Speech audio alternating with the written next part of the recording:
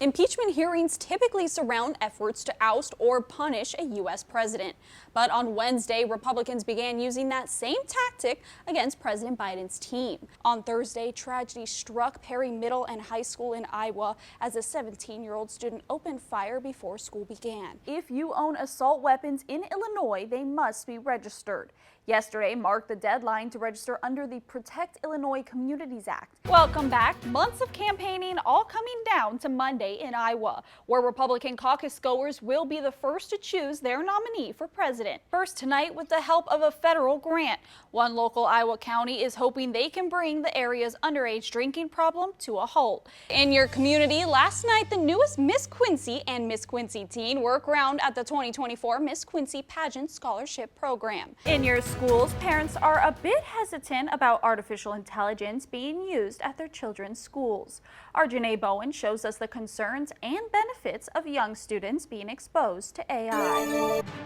A breaking news update. Dan Marburger, the principal of Perry High School in Iowa, has died due to his injuries from the January 4th mass shooting. COVID cases are now twice what they were just last week across the country.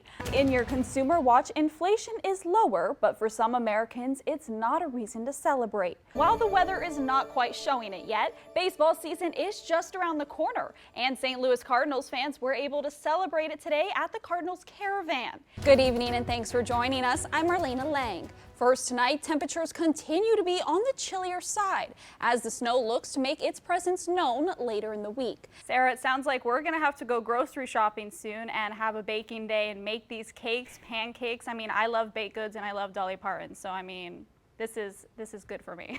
Well, Sarah, I cannot complain about these warmer temperatures. 50s, high 40s in January, or I'm sorry, February. It's only like 3 days in. You know, we can't complain.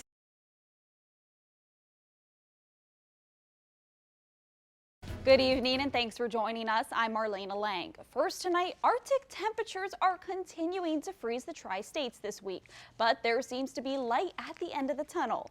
Let's send it over to meteorologist Rich Kane for a first look at our weather forecast. Rich.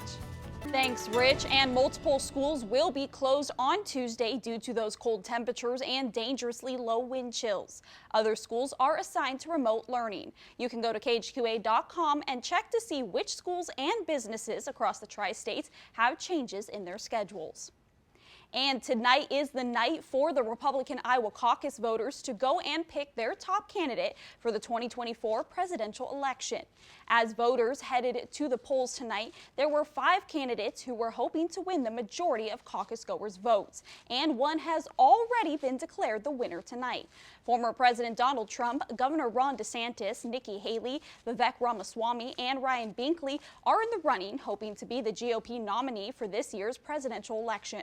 Currently, with 90% of the precincts reporting, Donald Trump has been declared the winner with 51% of the votes. DeSantis is in second place with 21%, and Haley is right behind him with 19% of caucus goers' votes. Continuing our election coverage with the Iowa caucuses concluding, KHQA's Hayden Donaldson has a recap of the local happenings with the event. Hayden. Thank you, Hayden. And the first big trophy in the race for the White House belongs to Donald Trump after Iowans caucus tonight and overwhelmingly chose the former president. Sinclair's chief political correspondent Scott Thuman is on the ground in Des Moines with an update.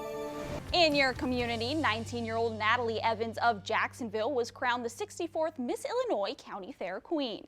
Natalie represented Morgan County at the fair convention on Sunday. She is currently attending Murray State University, majoring in pre-veterinarian sciences, hoping to complete her education at the University of Illinois and become a large animal vet. Tessa Sargent of Hancock County was named the first runner-up. Audrey Moran of Clinton County was named second runner-up. Elena Kessler of Clay County was named third runner-up. And Macy Kingren of Ford County was named fourth runner-up. Coming up, Boeing is permitting more oversight of its plane production process after several safety issues. We'll tell you more in just a bit.